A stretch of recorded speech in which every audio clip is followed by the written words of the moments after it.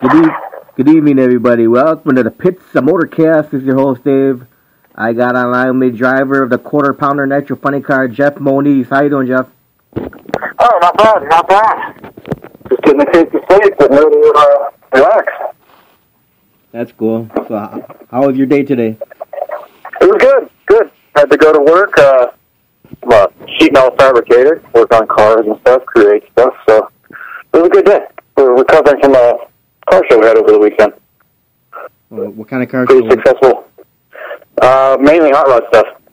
We're doing our big project right now is a 73 Trans Am wide body deal, all steel. It's pretty wild. It's going to be LS powered. It's pretty cool car. So how's the weather out there in Cali now? I'm sitting outside in a shorts and t-shirt. No, it's only 7 degrees here. Well, you can add a 0, and that's what it is here. Lucky. It is, and it's dry, so. So now, Geoff, tell me, what got you started in drag racing? My family, growing up, raced road race cars, and then after high school, I got hooked up with a guy, and went funny car racing, and then I met my wife through that, and now I'm married into it, and drive for my father-in-law. So what year did you start drag racing? 2000 and... Oh, it had to be 2006. So what? So this is all somewhat new to me still. What did you first start drag racing in? What was that? What was the first car you were drag racing in? The first car I drove was a Supercut dragster, Fontana. Then the second car was a nitro funny car. So the funny car is the hardest car I've ever driven. So how many different funny cars have you driven so far? Just one. Just quarter pounder? The family car. Yep, just quarter pounder. Now, what's the history on a quarter pounder? Van Gundy and Clark, Keith Clark, Dale Van Gundy, they had the quarter pounder name way back into Orlando, OCIR, Lions days, Long Beach. They've been racing funny cars for 45, 46 years now. Now, was the quarter pounder always nitro methane? No, I think in 2011 we switched from an alcohol car to a nitro car. It was alcohol-based for 40 years. So got into the more expensive. You know, it was a push. The way the alcohol class was going, it was an expensive class also. We thought that we'd have more fun and be a little more competitive with the nitro car, so we went that route. We've enjoyed it ever since. Yeah, you got a little more maintenance, so after every run you got to do a lot of changes and all that. Yeah, we it's a lot more maintenance, but you know, it's a lot more fun. We've been racing, you know, we've had the same crew: Mark Peterson, Howard Mazey. My wife helps out, Keith Clark, Dale Van Gundy. We've been all together for lots of years. So it's fun. It's fun racing with all of them. Now, right before you, about 5 o'clock your time, I was talking to the driver of the Fighting Irish, Rick Rogers. He was telling me the cost of nitromethane is going up now. Yeah, there's I don't know the exact reason, but it's gone up quite a bit lately. And I don't think it's supposed to stop anytime early this year. Hopefully it comes back down late this year, though. Yeah, it's expensive to start with, end up raising the prices. That's okay, though. We'll get by. Do you guys get yours from Dale Pody? We get ours through Bucky Austin, who I believe goes through Dale Pody. I'm not sure, though. We're part of the United Funny Car Association, so we get and being a member of that, you get a decent deal on nitro through them. Ah, okay, gotcha. Yeah. So how did 2017 go for you? It was up and down. We started at the March meet, trying to run good, breaking parts, but trying to run good. And then we went up to Spokane, where we were a run behind, and just didn't quite get it, and had to race Ryan Hodgson first round, and lost the close race there. And then from there we went to Seattle. We ran really good, and qualified third, went 578 in qualifying, and just didn't have enough for first round to race Steven Mitchum. Kind of story of our year, running fast cars first round. Then we go to the reunion, it's more of the same. It's back to hurting parts again. So we've done a lot of work in the off season. Keith Dale and Mark and I, we've all been working hard together, trying to solve that, because we don't have the largest budget in the world, and we can do a lot with what we have, as long as we're not hurting it. So we need to get that sorted so we can run it more and go to more races and have more fun. Sounds good. So how many events did you run total last year? Oh, 2 at Bakersfield, 1 at Spokane, 1 at Seattle, and a one-night deal in Verona. So my 5th grade learning math grade, my 5th grade math comes to 5 on that. I think a couple test weekends. So how many events you got so far for this year? We're gonna run the March meet, and then all goes well, we'll go to Tucson in early April, and then if all's still going well, we'll head north. We'll go to Spokane, Seattle, and then see how it goes. I'm sure there's a Verona race in there somewhere, and then we'll end the year back at Bakersfield at the arena, and hopefully running well again. Now, do you have any sponsors for the car? We got CP Crew on board. They're helping us out a little bit. Redline Oil, and Stone Metal Shop is helping out a little bit also. Okay. Now, when you first got into drag racing, what drivers were inspirational to you that were out there? It was many. Gary Densham, Dale. There's a lot. It's hard to nail down to a couple. James Bay's, he's driven so much stuff and had success in a lot, and they're similar age, and it's pretty cool to see him evolve and watch him throughout the years. Yeah, now he's going to drive the Fuel Altered. Yeah, that's going to be cool. He'll do good. He'll do good there. I just had Ray on Monday. Ray was on, the owner of the Black Sunshine. Ray's a good guy. Nice guy. Now, when you started drag racing, so you said it was a family thing, right? Absolutely. So your family's still involved? Oh, yeah. Yeah, Keith Clark, one of the owners, is my father-in-law, and my wife still comes out to the races every time. Got my daughter involved. My son runs around like a little crazy kid at the races. Now, is your wife your backup lady? No, she's got to watch the kids. So do you have a backup lady? No, I did once. It was weird. No one told me, and all of a sudden there's a nice young lady backing me up. It was cool. Yeah. Now, what's been the fastest run time you've had with the quarter pounder? We've gone 578 for 245, 80, I believe, is our quickest ETN speed. No, we had better numbers early on. We haven't been able to build a whole package together, which we need to work on. So you're looking to get faster this year? What was that? Are you looking to get faster this year? Oh yeah. We've spent some money on some close parts. We're changing the fuel system around a little bit. We're hoping to step up a little bit, and consistently be a 570 car would be great, and a 560 car would be unreal. But I don't think it's that far out of the realm. I think we can do it.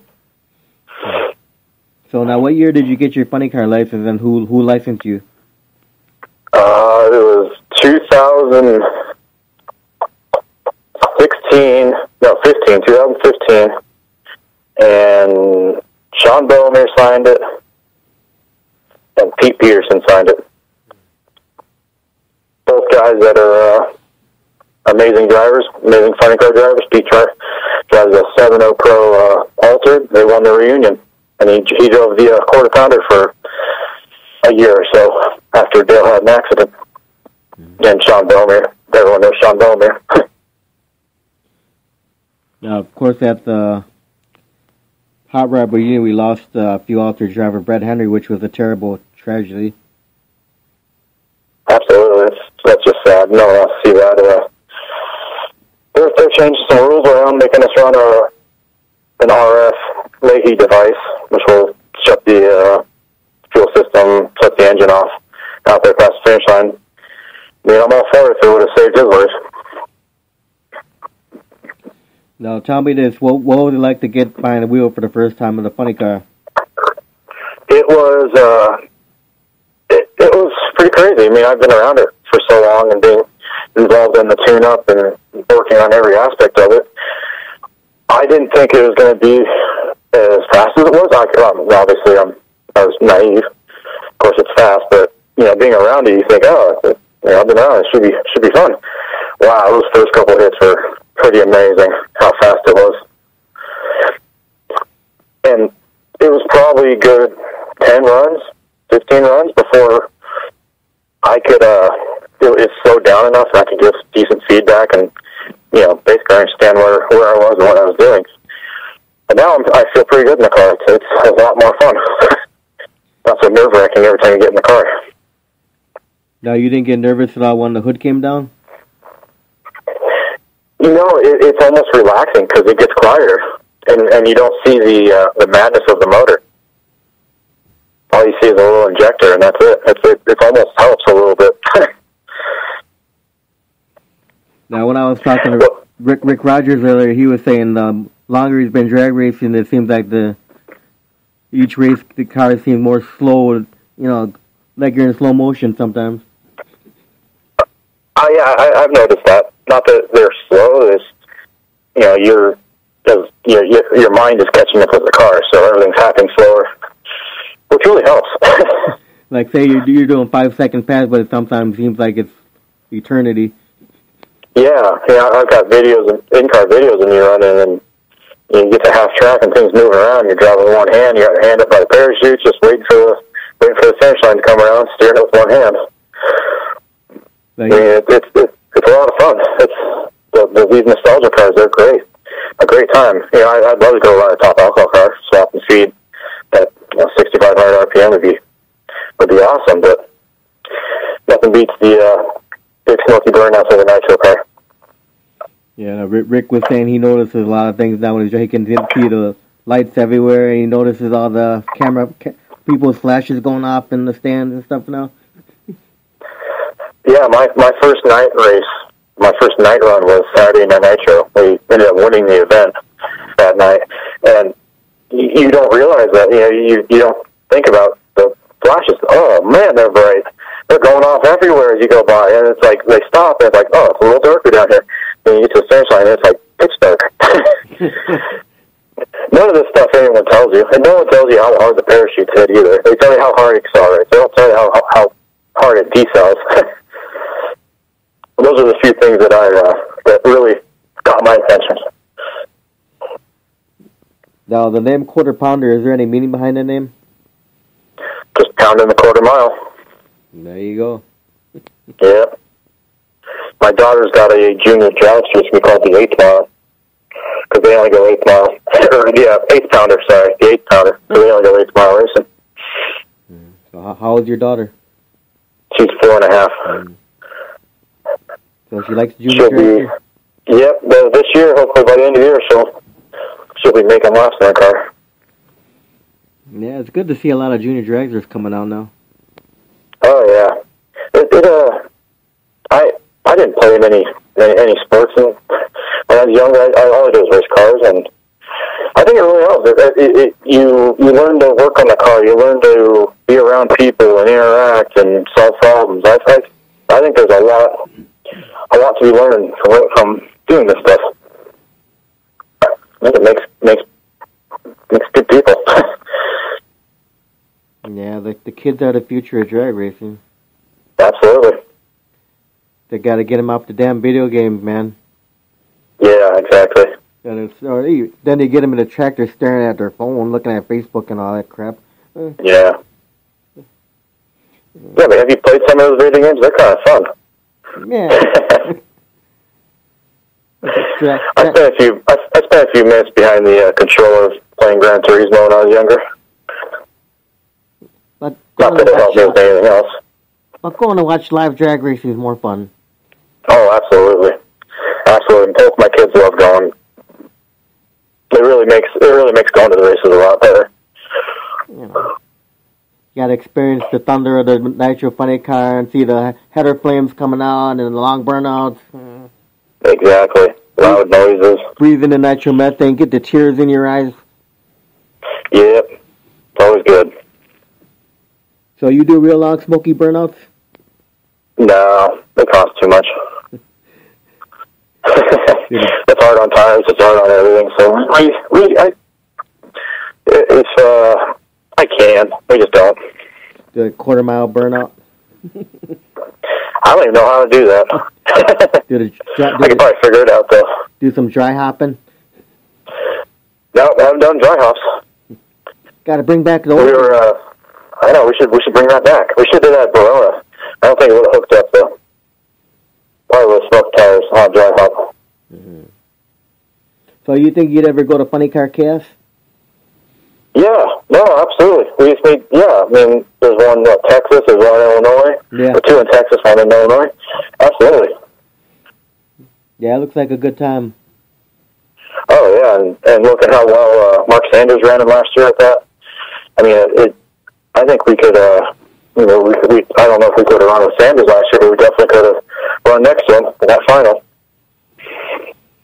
I think we could do well there. We need to pick up some sponsors and pick up a little bit of money to do that, but it's not unheard of. We could do it. Yeah. You get to go up against alcohol guys, too.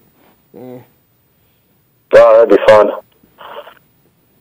There's many, but I don't care. As long as there's someone else in the other lane, that's fun. Yeah. I like that mix and match. Yeah. I ran a fuel altered a couple times, or raced against a fuel altered a couple times. That's cool. They get out there a little bit on you, and they start moving around, and you drive right past them. That's fun. So now, have you won any awards or anything in your career? No, we just won the Saturday Night Nitro race, and that's it, nothing else.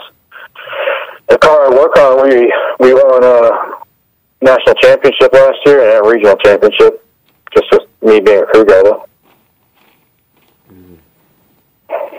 Now, Geoff, on a weekend of drag racing, when do you start preparing? What goes into preparation? It goes back a couple of weeks before that, and, we get the car out of the trailer, get the motor apart, go through it, go through the motor, make sure it's good, go through the spare motor if it need to be, make sure everything's good there, get the clutch program under control, cut the disc, cut the flywheel, cut the pressure plate, get everything back in the car, get it all back, get ready to head out to the races. Mix some fuel when we get there, and let the fun begin. Now, what are your favorite tracks to run on? Bakersfield's great. I love the support they give this nostalgic community. Verona's fun. The crowd is amazing down there. There's a million people, and I mean, all the tracks are great. Spokane, Seattle, any place that plays a crowd's great. Seattle's beautiful. Driving into the trees and such. We've had fun everywhere. Yeah, that's good. Gotta have fun. Absolutely. There's no need to do this if you're not having fun. Once it's not fun anymore, then it's time to get out of it. Exactly. Who knows? Maybe you'll go to like 80, 90 years old, like the Greek Chris Karamasini. That'd be awesome to still be able to do it at that age. I'm at 32 years old. I find it amazing he can still go out there and do as well as he does. There's a lot going on in that top fuel dragster nowadays. But he can't cut the lights as good as when he was younger, though. That's all right, though. He's still doing it. Yeah. Now, have you ever run 8 Mile? We ran Verona, but we never made it that far. We smoked tires early and had pedal a couple times. I've never actually made it 8 Mile under power. Now, where do you get your fire suit from? The best out there, Taylor Motorsports. Now, Geoff, what have been some of the milestones of your drag racing career? Getting my funny car license, and then running the first 5 was awesome. We were, where were we? 594. It was Bakersfield reunion March meet this year. Went 594 and went a little quicker than that the next run. Those are about the milestones for me driving, personally.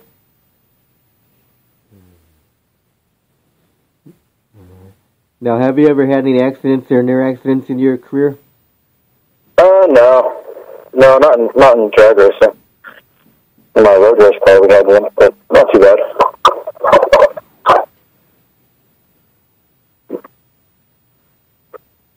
Now, are there any other kind of cars that you would ever like to drive one day, like a pro mod or anything like that? I'll drive anything, but man, those pro mods look a little scary. I'll drive one. I'm not gonna say no, but they look like a handful and like a little easel time. Yeah, they're getting pretty fast out there these days. Yeah, they are. They're probably a little too fast, but that's okay. That's what we're doing here. Yeah. Go as fast as we can. You got the need for speed. There you go. Exactly. Now, Geoff, you ready for some fun questions now? Yeah, sure. If someone gave you $150 million and like, hey, Geoff, build me a drag race track, where would you build it and what kind of features would you put into the track? Ooh, building a track. Oh, man. It has to be someplace with good air, someplace dry with good weather. I mean, you look at what's out there with the, like the Charlottes and the Vegas, they're pretty awesome. So I'd end up building something similar to that. And location, it has to be somewhere near California, I would imagine. I don't want to move. What kind of features would you put in it? Oh, man. Topeka's got an indoor tech. I think that's the coolest thing. You pull in, tech's inside. I like that. Paved fits would be obvious. I think a hotel on premise would be cool, because then no one would have to really leave. You have enough, a hotel there, people stay there, maybe a restaurant or two. Yeah. I don't know. It sucks that we just lost the one in English Town one. Yeah. Absolutely. I never had a chance to go there. I was supposed to go there one year and it fell through and never made it. Unfortunate. Man, that was a legendary track. Absolutely. Some great funny car races there. Maybe, hopefully, someday, maybe if you get sponsors and stuff, maybe make it up to Wisconsin up here to the legendary Great Lakes Dragway up here. That would be cool. Yeah, that'd be awesome. I'd love to head east and go race. Take a couple weeks off and hit up some races back there. Or Cordova, out in Cordova. Yeah. That World Series looks fun. Yeah. I was when it was on when they show it on the internet. I'd watch it every year. Yeah, it was good to see it come back last year to Cordova. Yeah, back to Cordova where it should be. Yeah. Now, do you have any hobbies outside of drag racing? Just fabricating, building cars, road racing cars. Other than that, hang out with the family. You don't like? At one point, I used to ride mountain bikes, but now I got fat and lazy and don't do that. Have you ever gone fishing?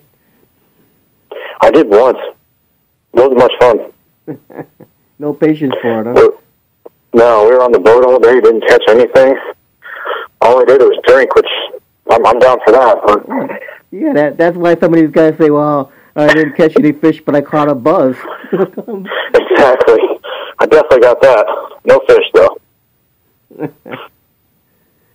Now, Geoff, if you were able to do any time traveling and go back in time, would you do anything differently?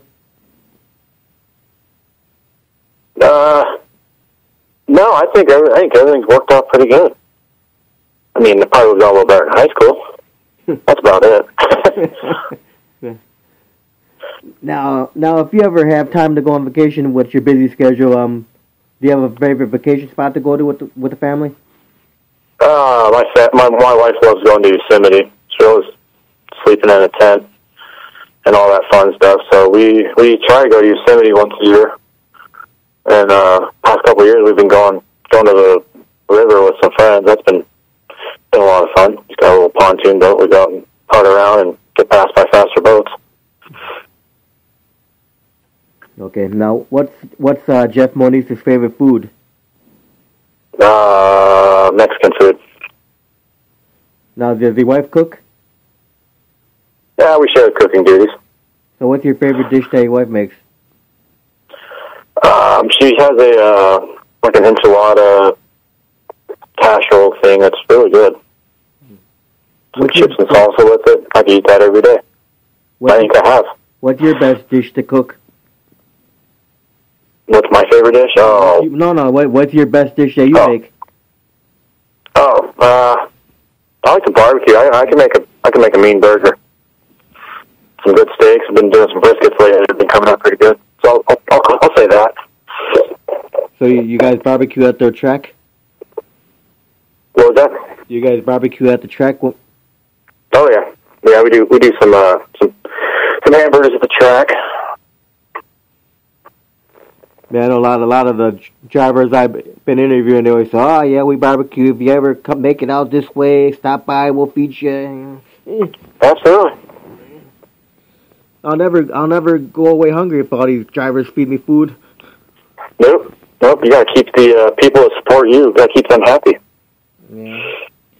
That's what I try to do. I try to keep you guys, support you guys, get you out there, keep the nostalgia stuff out going, get you guys noticed. Yeah, it all helps. It all helps, and this nostalgia racing is a lot of fun, and more people need to know about it.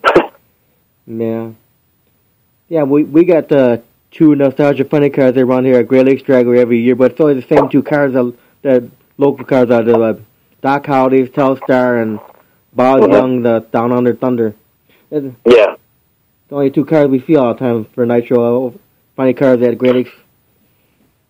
Well, tell them to get some money together and we'll drag some cars out. Yeah, that'd be cool. I would like to see them bring back the old days when they had a big field of funny cars. Yeah. We ran a March meet one year that was 32 funny cars. It was crazy to see that many funny cars.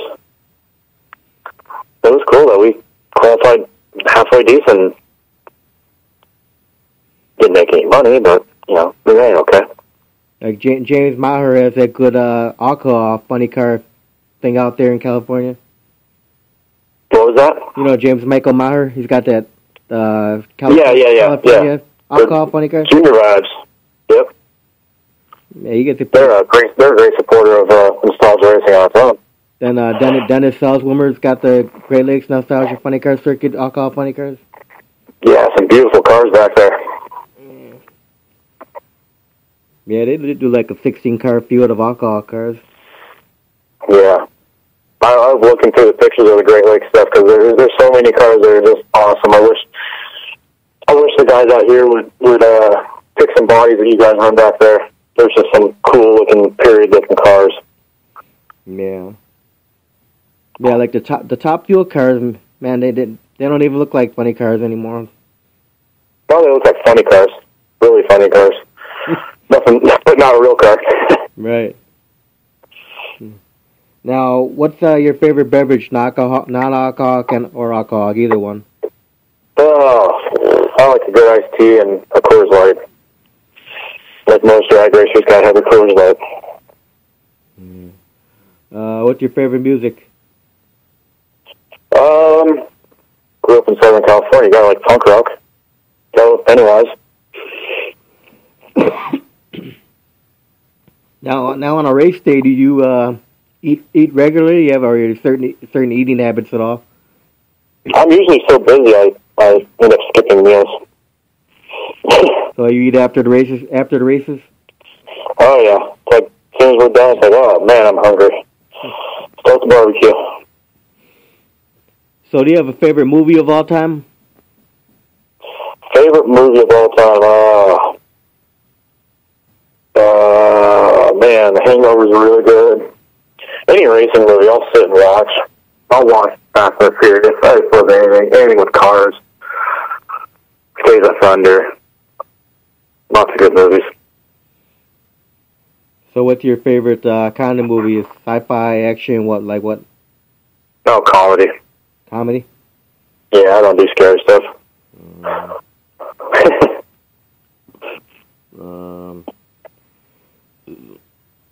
So if you were in drag racing, what do you think you'd be doing? I'd probably be road racing. I'd be out racing something else. I'd be racing something no matter what. Yeah, when I just interviewed Rick Rogers, I think he told me he'd probably be doing open wheel racing. Yeah. Open wheel racing's fun stuff. I've driven a couple cars.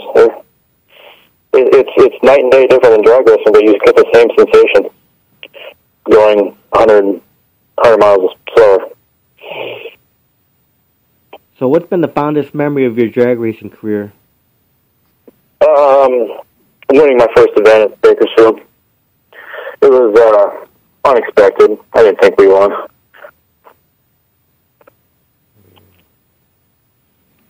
So how many events do you have scheduled so far for this season? We're going to start March. We're going to go to Tucson, 2, 4. We're probably going to do 5, 6, maybe 7. I don't know. We're going to try and go to Salt Lake this year since it will be closing down. So we're hoping to do one last race there. Now, how important do you think it is for the kids to come out to drag racing? Oh, it's very important for drag racing. I mean, it's the future. It's what if kids don't get involved, who's going to continue drag racing? I mean, if you look in the stands, it's not packed with young people. Now, do you get a lot of kids in the pit area that you sit them in the car and all that stuff?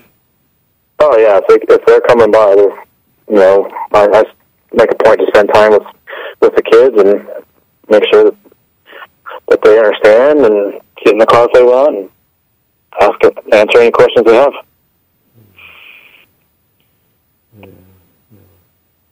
Now, what's the best way for people to find the schedule for your quarter pounder car online? You can follow us on Facebook. We have Quarter Pounder Pony Club page, I think, is what it's called. It keeps everyone up to date. Keeps me up to date too. Now, how important is social media to you? Oh, it's important. It in every aspect. My work, my racing, everything is based off of social media, and it keeps everyone informed, and just it's a large part of everyone's life nowadays. Yeah, it's another way to talk to your fans too through social media. Oh, that's right. Yeah, I don't think I'd be on the phone with you without social media. Right. Not like back in the old days when they just had the commercials on the radio and flyers and all that stuff. Yeah, I'd actually have to. Yeah, because everything was different back then. It wasn't bad. Yeah. My dad started taking me to drag racing when I was about 4 or 5 years old. Right now, I'm 49 now, so yeah. And you're still enjoying it. Oh yeah, I'm enjoying it enough to interview you guys and help promote. Yeah, late on a weeknight. Yeah, but I enjoy it.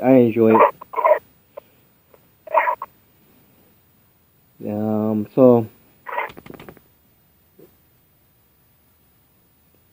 yeah, I think I asked everything. You have any last words for all the fans out there? No, just follow us on Facebook. Like us, come buy shirts, come out to the races, support us. Come by and say hi. Come by and tell me you heard me on heard my interview. That'd be cool. Sounds good. Well, thank you for your time for the interview, Geoff. Well, thank you. No problem. We'll do it again in the future. Absolutely. Have a good night. You too. All right. Bye-bye.